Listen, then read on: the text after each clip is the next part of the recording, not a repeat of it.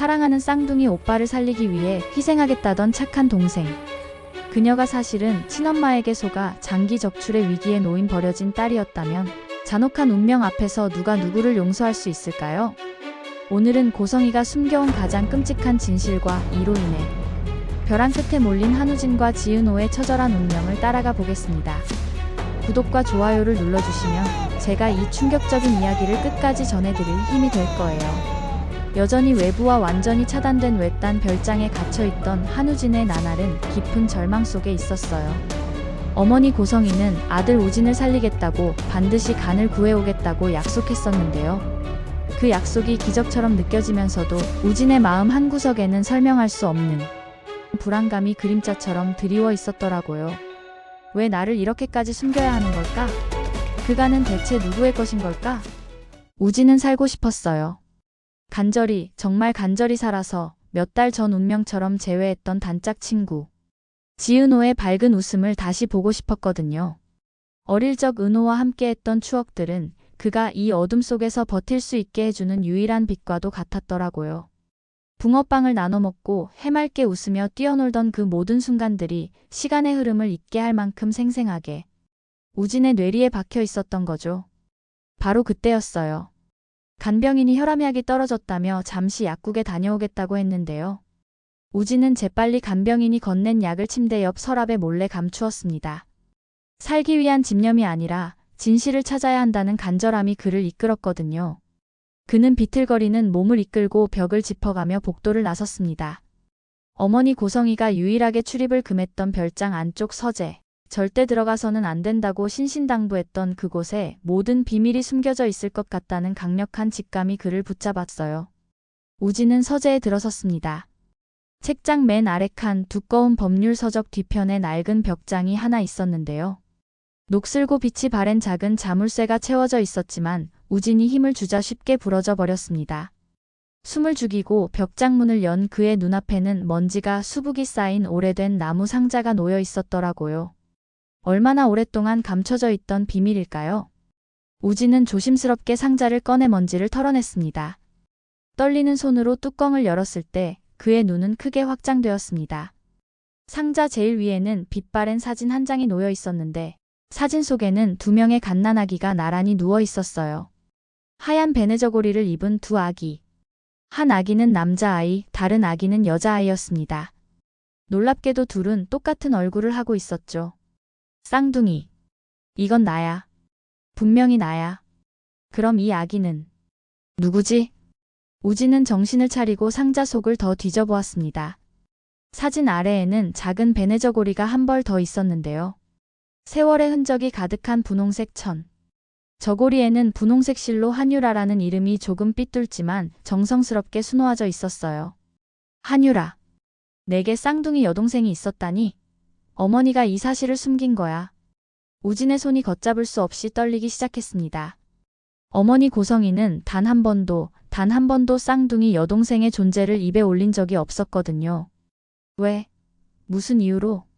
여동생은 지금 어디에 있는 걸까요? 살아있기는 한 걸까요? 그리고 상자 속에서 발견된 또 하나의 물건, 낡은 신문 기사 스크랩. 제목은 1997년 부산국제시장 대화제였습니다. 화염에 휩싸인 시장 사진과 사망자 명단이 함께 인쇄되어 있었어요. 부산. 화재.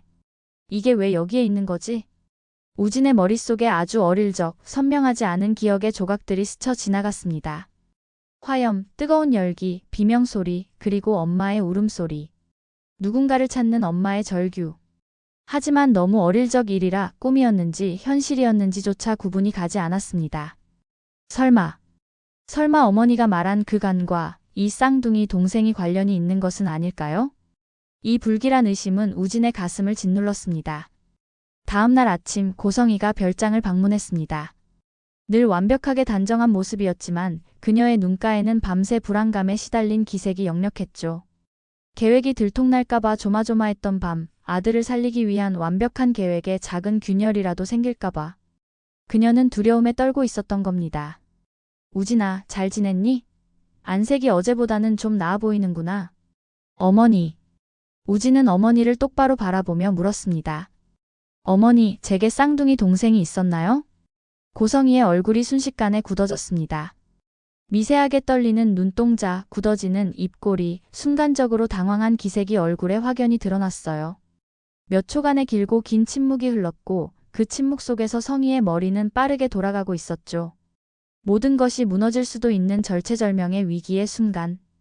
하지만 고성희는 이내 굳었던 얼굴에 다시 부드러운 미소를 지으며 말했습니다. 그 이야기를 어떻게 알았니? 서재에 들어갔구나. 어제 상자를 봤어요. 쌍둥이 아기 사진이랑 한유라라는 이름이 수놓아진 베네저고리. 그게 제 동생 이름인가요? 그래, 맞아. 넌 쌍둥이로 태어났단다. 유라는 내 여동생이야. 그럼 유라는 지금 어디에 있어요? 왜 제게 말씀하지 않으신 거예요? 그동안 단 한 번도요? 고성희는 아들의 눈을 피하지 않고 정면으로 바라보았습니다. 거짓말을 진실처럼 보이게 하려면 눈을 마주쳐야 한다는 것을 그녀는 본능적으로 알고 있었거든요. 유라는 엄마가 찾아냈단다. 헤어진 지 오래됐지만 내가 아프다는 걸 알고 엄마가 필사적으로 찾아냈어. 오래된 일이야.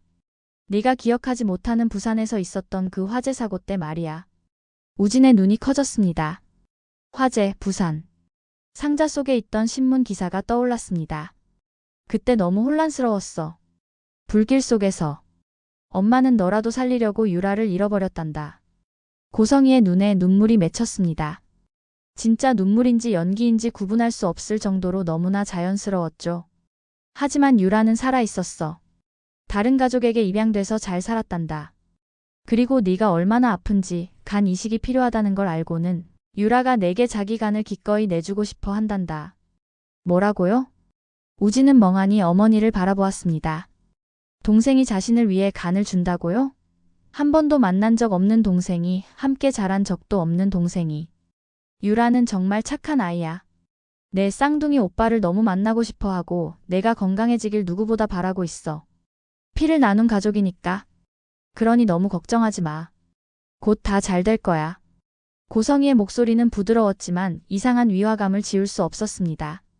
처음 만나는 동생이 어떻게 그렇게 선뜻 자기 몸의 일부를 내줄 수 있단 말입니까? 아무리 쌍둥이라고 해도 서로 얼굴도 모르는 사이인데요. 어머니, 유라는 정말 기꺼이 그런다는 거예요? 정말로요? 제가 직접 만나서 이야기하고 싶어요. 고맙다고 말하고 싶어요. 아직은 안 돼. 수술 준비가 끝나면 만나게 해줄게. 지금은 조금만 기다려. 유라도 준비가 필요하니까. 고성희는 더 이상의 질문을 막듯이 자리에서 황급히 일어섰습니다. 푹 쉬어. 건강을 회복해야지. 곧 모든 게 해결될 거야. 엄마가 다 알아서 할 테니까 넌 걱정하지 마. 어머니가 나간 후 우진은 침대에 누워 천장을 응시했습니다. 살고 싶은 욕망과 죄책감이 그를 갈기갈기 찢어놓고 있었어요. 한 번도 만난 적 없는 동생의 희생 위에서 자신이 살아야 한다는 사실이 그의 가슴을 짓눌렀습니다. 유라. 한유라. 넌 정말 나를 위해 그럴 수 있는 거니? 아니면. 그의 눈에서 눈물이 흘러내렸습니다. 살고 싶은 욕망과 죄책감, 그리고 어머니에 대한 지울 수 없는 의심이 뒤섞여 그를 괴롭혔죠. 만약 유라가 정말 기꺼이 간을 주는 게 아니라면? 만약 어머니가 또 무언가를 숨기고 있다면? 별장의 밤은 고요했습니다. 그리고 그 고요함 속에서 한우진은 복도 너머에서 들려오는 어머니 고성희의 목소리를 듣고야 말았습니다. 고성희는 휴대전화를 들고 누군가와 통화하고 있었습니다. 낮에 우진이 보았던 어머니와는 전혀 다른 목소리. 날카롭고 차가웠으며 다급함과 조급함이 묻어 있었습니다. 윤 원장, 언제까지 기다려야 하는 거예요? 우진이 상태가 점점 나빠지고 있다고요. 우진의 심장이 빠르게 뛰기 시작했습니다. 윤 원장. 병원 관계자인 것 같았습니다. 지은호요. 네, 맞아요. 그 애가 유라예요. 제 딸이에요. 순간 우진의 숨이 멎었습니다. 지은호. 그 이름을 들은 순간 머릿속이 새하얘졌어요. 지은호. 어릴 적 단짝 친구, 몇 달 전. 다시 만난 그 친구. 함께 웃고 떠들며 옛날 이야기를 나누던 그 친구가 자신의 쌍둥이 여동생 한유라였다니. 그 애한테는 아직 진실을 말하면 안 돼요. 절대로요. 그냥 간만 받아내면 되는 거예요. 아시겠어요? 한우진의 온몸이 얼어붙었습니다. 어머니의 목소리는 차갑고 냉혹했습니다. 낮에 우진에게 보여준 그 다정함은 온데간데 없었죠. 완전히 다른 사람의 목소리였습니다. 동의? 그런 거 필요 없어요. 어차피 제가 낳은 딸인데 뭐.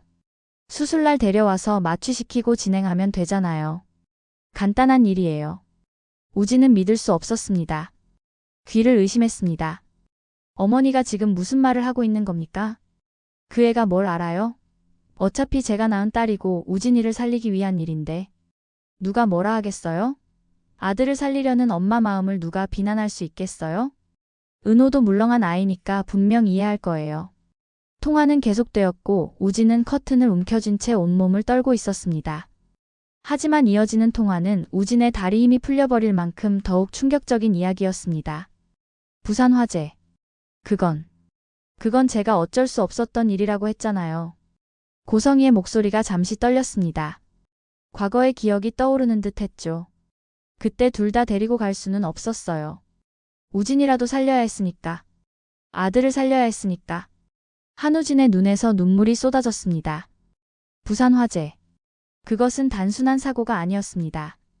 어머니가 일부러 동생을 불길 속에 남겨두고 자신만 데려왔다는 말입니까? 딸보다 아들을 선택했다는 잔혹한 진실. 유라는 어차피 죽은 줄 알았어요. 불길 속에 남겨뒀으니까요. 근데 살아남은 게 신기한 일이죠. 입양됐다더군요. 하느님이 도우신 것 같아. 얼마나 감사하던지. 하지만 이제 쓸모가 생겼네요. 우진이를 살릴 수 있으니까. 제 아들을 살릴 수 있으니까요. 우진은 더 이상 들을 수 없었습니다. 비틀거리며 자기 방으로 돌아와 침대에 쓰러지듯 앉았습니다. 두 손으로 얼굴을 감싸 쥐었지만 눈물은 멈추지 않았어요. 안 돼. 이럴 순 없어. 은호가 유라였다고. 지은호. 자신의 쌍둥이 여동생. 어릴 때부터 함께 놀던 단짝 친구. 운명처럼 다시 만난 사람이 바로 자신의 피를 나눈 가족이었다니. 함께 뛰어놀던 기억들, 은호의 환한 웃음, 모든 것이 주마등처럼 스쳐 지나갔습니다. 그리고 어머니는 그 은호를 속여 강제로 간을 적출하려 하고 있었습니다. 자신을 살리기 위해서. 아들이라는 이유만으로 선택받은 자신을 살리기 위해 딸은 희생시키려는 잔혹한 계획. 엄마. 어떻게 이럴 수가 있어요? 어떻게? 어머니에 대한 신뢰, 자신에 대한 긍지, 그리고 살아야 한다는 희망까지도 모두 무너졌습니다. 아니, 희망은 완전히 사라진 것이 아니었어요. 다른 희망으로 바뀌었습니다. 비록 자신의 간 이식을 위한 일이지만 자신 때문에 은호가 희생당할 수는 없다는 결연한 의지로 말이죠. 은호, 유라. 이렇게 속여가면서까지 은호를 희생시킬 수는 없어. 하지만 살고 싶은 마음은 어떻게 해야 할까요? 여전히 죽음은 두려웠습니다. 우진은 밤새 잠을 이루지 못하고 천장을 바라보며 끊임없이 생각했습니다. 나는 내가 살기 위해 은호를 희생시켜도 되는 걸까? 아니야. 절대 안 돼. 지은호는 어릴 때부터 함께한 친구, 아니 친구 이상이었습니다. 자신의 쌍둥이 동생. 같은 뱃속에서 나온 피를 나눈 가족. 은호는 항상 밝게 웃었고 힘든 일이 있어도 씩씩하게 이겨냈었죠. 그렇게 힘들게 살아온 은호를 자신이 어떻게. 미안해, 엄마. 하지만 이건 아니야. 우진은 떨리는 손으로 메모지를 꺼내 탈출 계획을 세우기 시작했습니다. 간병인의 동선, 교대 시간, 약물 투여 패턴, 별장의 구조, 담장의 높이, 모든 것을 머릿속으로 정리했습니다. 그는 순종적인 모습을 보이며 약도 잘 먹는 척, 간병인의 말을 잘 따랐고 어머니가 방문했을 때도 아무렇지 않은 척 연기했습니다. 며칠간의 긴장 속에서 드디어 그날이 왔습니다. 간병인이 약을 가지러 1층으로 내려간 오후 3시. 우진에게 주어진 유일한 기회였어요. 우진은 재빨리 움직였습니다. 미리 준비해둔 작은 가방을 메고 방문을 살며시 열었습니다. 담장 앞에 도착한 그는 힘겹게 담을 넘으려 했습니다. 키보다 높은 담장, 평소 같았으면 쉽게 넘었을 텐데 지금의 몸 상태로는 너무 힘들었습니다. 담장 너머에서 간병인의 목소리가 들려왔습니다. 한우진. 도련님. 어디 계세요? 급해진 우진은 마지막 힘을 다해 담을 붙잡고 올라갔습니다. 약을 먹지 않아서인지 온몸의 근육이 비명을 질렀고 가슴은 터질 듯 뛰었으며 손에서는 피가 흘러내렸습니다. 오직 동생을 구해야 한다는 일념만이 그를 움직이게 했습니다. 한편 그 시각 고성이는 회사 회의 중 윤 원장으로부터 급한 전화를 받았습니다. 우진이가 탈출했다고요? 지금 무슨 소리예요? 당장 찾아요. 무슨 수를 써서라도 우진이를 찾아내라고요. 경찰은 절대 안 돼요. 조용히 처리하라고요. 고성이는 온몸이 떨렸습니다. 우진이가 진실을 알았을까? 은호에게 갔을까? 만약 그렇다면 수십 년간 쌓아올린 모든 것, 박진석 회장의 신뢰, 현재의 부와 지위가 모두 무너질 수도 있었습니다. 아들을 살리기 위한 완벽한 계획이 수포로 돌아갈 수도 있었죠. 별장에 도착한 고성이는 차에서 내리자마자 간병인을 향해 소리쳤습니다. 어떻게 된 거예요? 어떻게 우진이를 놓칠 수가 있어요? 그녀는 떨리는 손으로 휴대전화를 꺼내 지은호에게 전화를 걸었습니다. 신호음이 계속 울렸지만 은호는 전화를 받지 않았습니다. 고성이의 가슴이 철렁 내려앉았습니다. 불길한 예감. 혹시 우진이가 먼저 은호에게 간 걸까? 모든 걸 말해버린 걸까? 지은호는 자신의 카페 사무실 앞에서 서성이고 있었습니다. 오늘따라 마음이 불안했는데요. 고성이로부터 온 이상한 문자 메시지 때문이었습니다. 꼭 만나야 할 일이 있어요. 지금 당장 사무실 앞으로 나와주세요. 대체 무슨 일이기에 이렇게 급하게 보자고 하는 걸까요? 바로 그때 멀리서 비틀거리며 다가오는 사람이 보였습니다. 헐떡이며 걷는 모습 다름 아닌 한우진이었습니다. 우진아. 지은호는 달려가 우진을 붙잡았습니다. 우진은 거의 쓰러질 듯 은호에게 기대며 숨을 헐떡이며 말했습니다. 은호야. 도망쳐. 너 도망쳐야 해. 무슨 소리야? 너 왜 이래? 무슨 일 있어? 은호는 우진의 상태에 놀랐습니다. 창백한 얼굴, 식은땀, 피가 난 손, 찢어진 옷. 대체 무슨 일이 있었던 걸까요? 그때 검은색 승용차 한 대가 급정거하며 멈춰섰습니다. 차 문이 열리고 고성이가 급히 내려 다가왔습니다. 그녀의 얼굴 역시 창백했죠. 우진아, 거기서 뭐 하는 거야? 당장 엄마한테 와. 고성이는 우진에게 다가가려 했습니다. 하지만 우진은 은호를 꼭 붙잡고 고성이를 막아섰습니다. 그의 눈빛은 단호했습니다. 은호야, 저 사람 말 듣지 마. 우진아, 무슨 소리야? 무슨 일이야? 은호는 혼란스러웠습니다. 우진과 성희 사이에 무슨 일이 있는 걸까요? 왜 우진이 이렇게까지 다급해하는 걸까요? 저 사람은 우리 엄마야. 뭐? 고성희 이사님께서 너의 엄마셨다고? 아니, 은호야. 우리 엄마라고. 너랑 나의 엄마. 뭐? 지은호의 눈이 커졌습니다.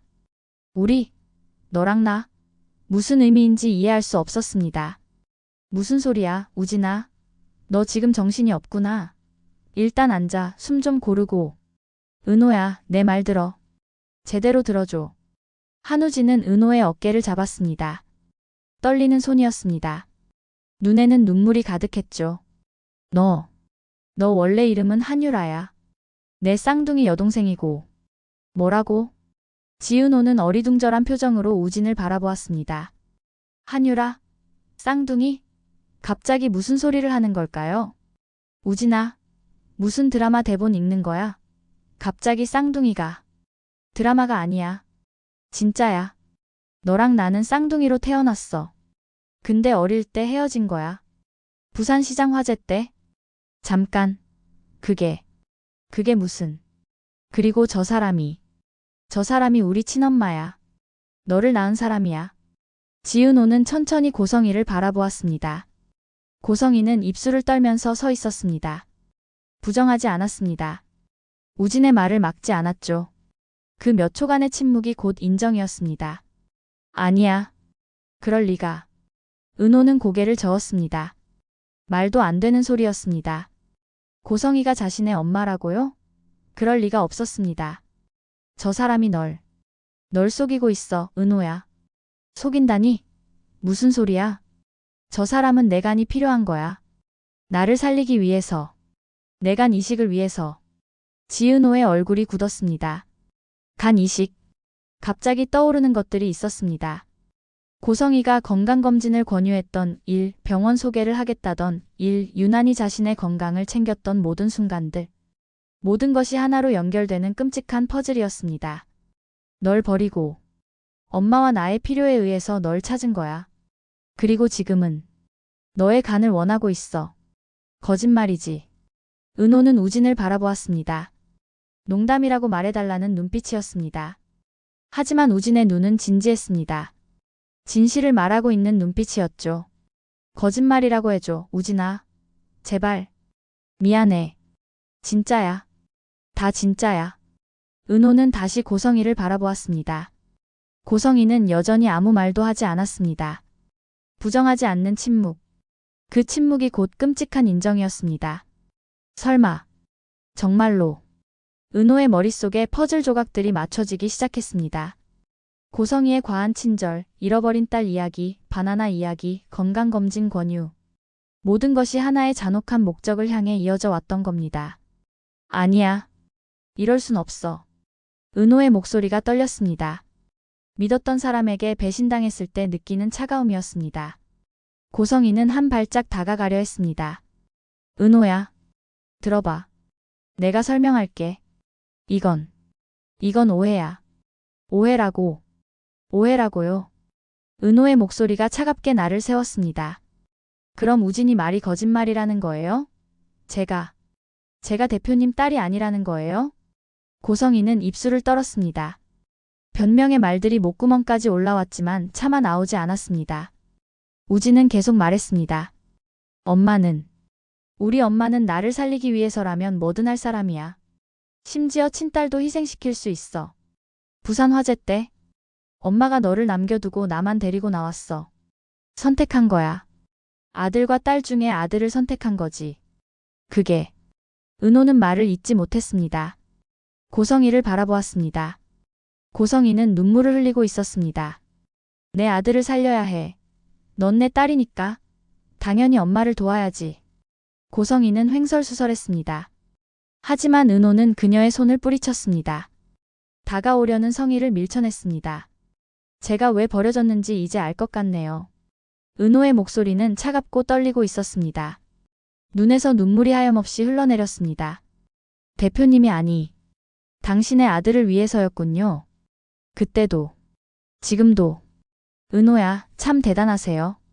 모성애가 참 지독하시네요. 은호는 잠시 말을 멈췄습니다. 가슴이 터질 것 같았고 숨이 막혔습니다. 버려진 아이가 느끼는 슬픔, 이용당한 사람의 분노, 믿었던 사람에게 배신당한 상처, 모든 것이 한꺼번에 밀려왔습니다. 엄마. 은호는 그 단어를 힘겹게 내뱉었습니다. 생전 처음 친엄마를 향해 부르는 호칭이었습니다. 어떤 일이었든지. 저를 찾아줘서 또 제 엄마가 누군지 알게 해줘서. 고마워요. 그래, 은호야. 이 엄마 이해해주는 거지? 고마워. 이제 우리 우진이 수술 날짜만 잡자. 그럼 우리 모두 행복하게 잘 살 수 있어. 고성이는 고개를 들었습니다. 은호의 다음 말을 기다렸습니다. 엄마. 그런데요. 그래, 우리 딸. 고성이는 희망에 찬 눈빛으로 은호를 바라보았습니다. 저는요, 사실. 바나나 안 좋아해요. 고성이의 얼굴이 일순간 굳었습니다. 원래도 안 좋아했었고요. 당신이 절 버린 이후로 더 싫어하게 되었거든요. 그 말은 고성이의 가슴에 비수처럼 꽂혔습니다. 결국 고성이는 딸에 대해 아무것도 알지 못하는 엄마였습니다. 잃어버린 딸이 바나나를 좋아했다던 가식적인 엄마로서의 착각의 말. 모든 것이 발각되는 순간이었습니다. 고성이는 결국 무릎이 꺾이듯 주저앉았습니다. 우진은 쓰러지듯 은호에게 기댔습니다. 탈출하느라 쏟아부은 모든 힘이 바닥났습니다. 유라야. 아니 은호야. 미안해. 내가 살려고. 아니야, 우진아. 내 잘못이 아니야. 네가 미안해할 일이 아니야. 은호는 우진을 붙잡으며 눈물을 흘렸습니다. 처음 만난 쌍둥이 오빠, 어릴 때부터 함께 놀던 단짝 친구. 운명처럼 다시 만난 사람이 자신의 오빠였다는 사실에 은호는 울음을 터뜨렸습니다. 바로 그때 검은색 승용차 한 대가 멈춰섰습니다. 차에서 내린 사람은 박성재의 아버지이자 회사의 대표인 박진석이었습니다. 박진석은 굳은 표정으로 세 사람을 바라보았습니다. 당신, 대체. 박진석의 목소리는 낮고 분노에 가득 차 있었습니다. 그는 이미 알고 있었습니다. 비서를 통해 고성이의 수상한 자금 흐름을 조사했고 은호와 우진에 대한 진실을 파악하고 있었죠. 고성이는 고개를 들지 못했습니다. 수십 년간 지켜온 비밀이 무너지는 순간이었습니다. 완벽한 아내, 완벽한 어머니라는 그 가면 뒤에 숨겨왔던 모든 것이 드러나는 순간이었습니다. 우진은 마지막 힘을 짜내 박진석을 향해 말했습니다. 아버지, 저 고백할 게 있습니다. 어머니가.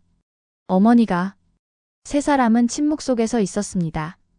진실이 드러난 이 순간 그들의 운명은 돌이킬 수 없이 뒤틀려 있었습니다.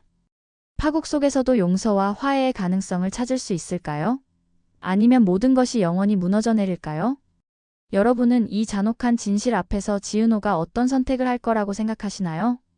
댓글로 여러분의 의견을 남겨주세요. 다음 이야기에서는 고성이의 비극적인 과거와 박진석 회장의 분노가 가져올 복수의 서막이 더욱 흥미진진하게 펼쳐집니다. 다음 이야기가 궁금하시다면 지금 바로 구독과 좋아요를 눌러주세요. 구독, 좋아요